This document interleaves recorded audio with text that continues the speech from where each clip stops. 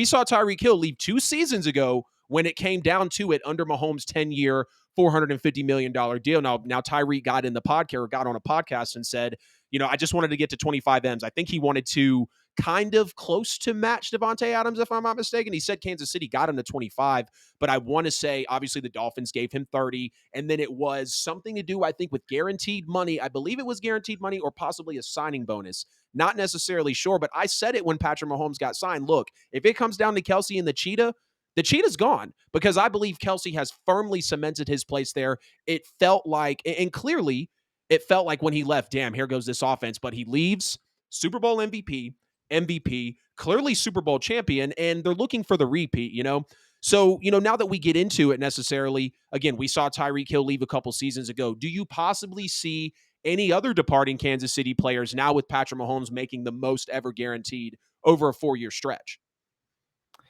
Not really. Offense or defense? No, I don't think it'll be Chris Jones. It seems like he is trying to get a pretty big. I don't really think like they're going to cash him out. I think they will be able to come to. I don't really think he truly wants to leave Kansas City. I don't think Kansas City is willing to let him leave because it's elite pass rushing defensive tackles. That's why guys like Jalen Carter go so high.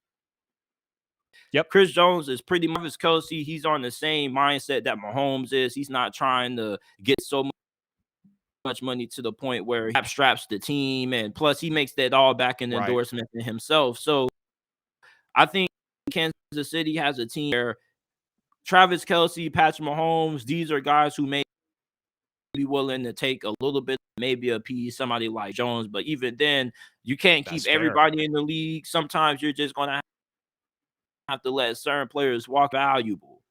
And even then, it's like, even though Patrick Mahomes and Travis Kelce are more valuable, it's like, that's still not a player I'm trying to bet on. Just saying, we can replace sign him after week 1. They clearly needed him badly. And you saw what he did. Yep. Comes out the gate, 1.5 sacks. First game back, contributing immediately. But no, I mean, you talk about Chris Jones, I think with him being on that 1-year deal, because I believe deals speak everything about a team's actual intentions to a player. Obviously, how much money you're paying me, how much do you value my talent? And obviously, if you don't pay me what I want, we'll have a conversation. And if not, I'll walk into the free agent market like we clearly saw with Tyreek Hill and how it happens in every, NFL offseason. But not only the amount, but the length of the deal. How much is guaranteed? How is it necessarily structured? Because if you go look at Chris Jones's new deal that he signed with the Kansas City Chiefs, it's the same one he was already on. It's just got about $1 million, I think, or $2 million more in incentives, but he has to be first team All-Pro. He has to be possible defensive player of the year, or I think in the voting. The Chiefs have to make the Super Bowl, and I think win the Super Bowl just for him to exercise an extra $2 million in his contract. So I'm going to be on the opposite end, man. I think possibly after this year, the Chiefs will have a decision to make with Chris Jones, and whether that's possibly leaning more into George Karlaftis, that they've drafted in the most recent years, and he's produced as a rookie, looks very promising. I think he can be kind of a future star of that team. I can see Chris Jones possibly leaving when you bring him back on a 1-year deal, when it's very incentive laden, and you sign him after week 1. I think that puts all the leverage in Chris Jones's court, and maybe Chris Jones has enough leverage, right, to possibly get that deal that he wants with the Chiefs, because we heard he wanted somewhere in between, I think, Watt and Donald money, considering what he had done. And we know the numbers and the accolades of Chris Jones. There's no reason to go over that. We understand the type of player that he is. Couple more that I'd like to throw on there, though, before we get into Kareem Hunt, the Browns, and the running back room.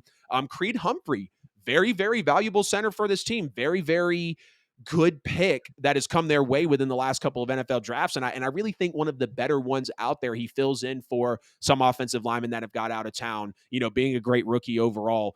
With his possible payday coming up, and I could see Creed staying because we saw the Super Bowl against the Bucs, obviously with the Chiefs. Mahomes literally ran 500 yards just away from defensive pressure, gets blown out. Tom Brady wins the 7th one. We hold to know the whole story. So I'd like to think that Creed would stay. But speaking of George Karlaftis as well, like if it came down to a decision, we know Karlaftis' payday is not up yet. He'll be having a 5th-year option come up because I believe he was a first-rounder. Only first-rounders get that 5th-year option. But just some of these, key pieces that are on this team here that I'm like, hey, Mahomes is making now 53 million a year each year over the next 4 guaranteed.